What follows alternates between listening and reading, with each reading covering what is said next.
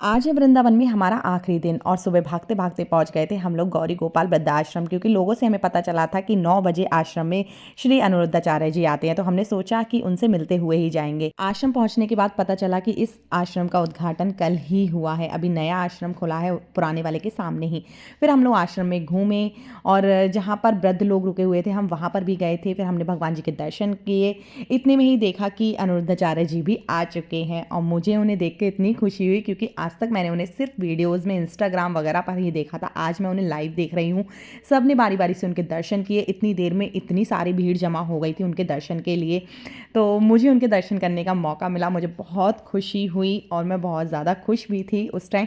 बहुत अच्छा लगा उनसे मिलके। वो सबको रेस्पॉन्स देते हैं। अगर आप दूर से भी आवाज़ लगाओगे गुरुजी राधे राधे, तो वो आपको रेस्पॉन्स देंगे आपकी तरफ देख के। मुझे बहुत अच्छा लगा। उसके बाद उन्होंने अन्न वितरण किया था गरीबों के लिए, तो मुझे भी उनके साथ अन्न वितरण करने का मौका मिला। मैंने उनके साथ खड़े होके रोटियां बांटी थी गरीबों को। सभी के लिए वहाँ भंडारा भी शुरू हो चुका था, लेकिन उसकी बहुत लंबी लाइन थी तो हमने वो नहीं किया। बाहर निकल के हमने आलू और कचौड़ी खाई थी गर्मा गर्म, बहुत टेस्टी थी। फिर प्रेम मंदिर के रास्ते से होते हुए हम लोग निकल गए थे वैष्णो माता मंदिर के लिए। रास्ते में हमने पिया था गन्ने का जूस, क्योंकि चीकू को जूस चाहिए था। वैष्णो माता का मंदिर सच में बहुत सुंदर मंदिर है। मेरी दीदी ने मुझे बताया था कि वहाँ पर जरूर जाना, बहुत अच्छा लगेगा। और वाकई में मोहित तो बोल रहे थे कि नहीं जाते क्योंकि वो बहुत ज़्यादा आउटर में था, लेकिन मेरी वजह से, मेरी जिद की वजह से हम लोग वहाँ गए और वहाँ जाके मुझे बहुत अच्छा लगा।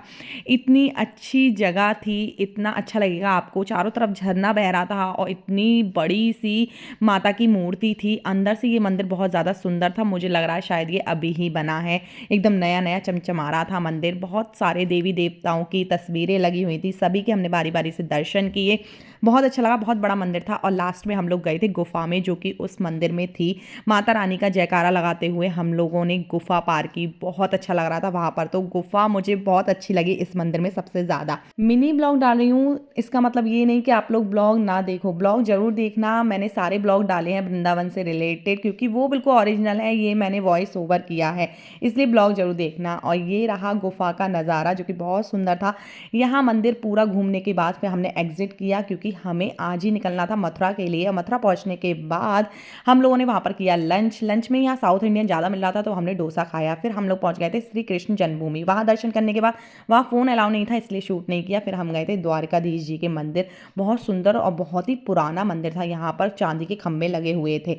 उसके बाद हम लोग पहुंच गए थे विश्राम घाट, क्योंकि हमारी ट्रेन में अभी टाइम था। रात की हमारी ट्रेन थी, तो हम लोगों ने विश्राम घाट पे बहुत ज़्यादा मजे किए और बहुत अच्छा व्यू था। लेकिन यहाँ मेरा फ़ोन बंदर से छीनने से बहुत बहुत बच गया। लास्ट में चाय पीते हुए हम लोग चले गए स्टेशन।